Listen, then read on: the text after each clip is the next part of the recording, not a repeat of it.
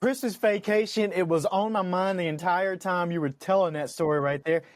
What year was that, Courtney? Because this might have been the inspiration for the opening scene of Christmas Vacation, although it couldn't have been because I'll tell you why in a minute. But when was it? That had to be 80s, right? That'd be 89, possibly 90. So it was 4, maybe turning 5.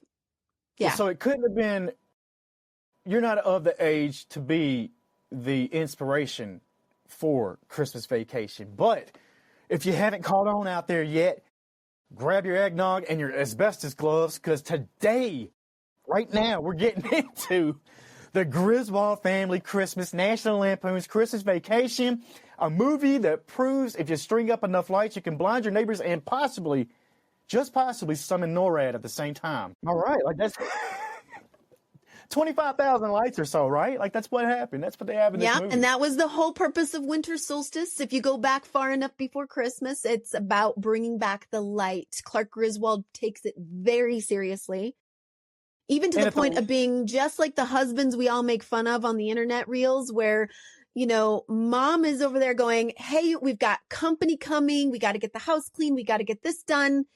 And they're like busy working. They're like, help me. And cut to dad's on the roof shingling tiles or something. Like, what's dad doing?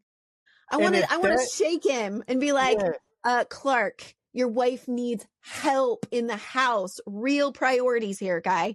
Come on. And if this doesn't represent Christmas, I don't know what else will, except freezing your butt off in a pink turban and a fur coat while watching old home movies on a Super 8.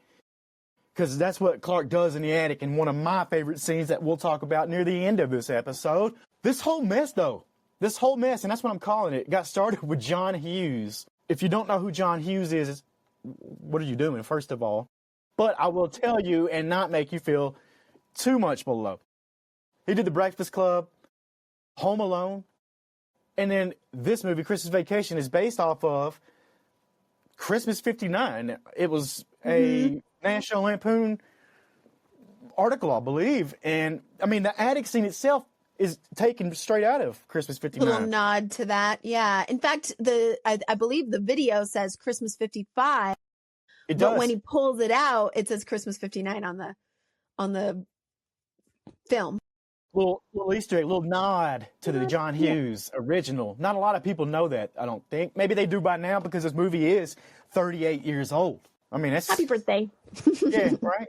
Yeah, but behind the scenes was a little bit maybe as chaotic as we saw on set, like in the movie. Because you had the whole thing about Chris Columbus, who was supposed to direct this bad boy. And you know the story there? I've heard bits of it, yeah. I did some research.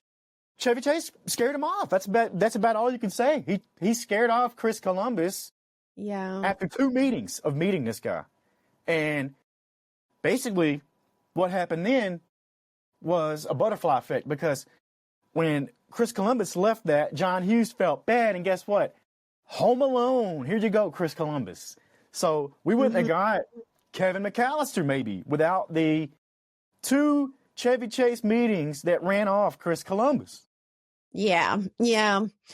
And at least they didn't have a fist fight, because I have heard of fellow actors working with Chevy Chase that have actually gotten into full-on fisticuff fights with him. So it could have been worse. But yeah, that tracks. The story Chevy tracks. Chase, the man, the myth, the reason directors drink, like that's... Yeah. Yeah, so I've heard.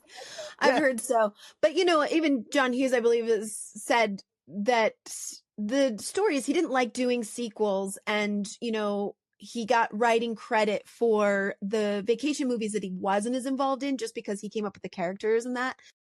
But he said basically they were vehicles for Chevy Chase to do his thing. So you kind of get that feeling.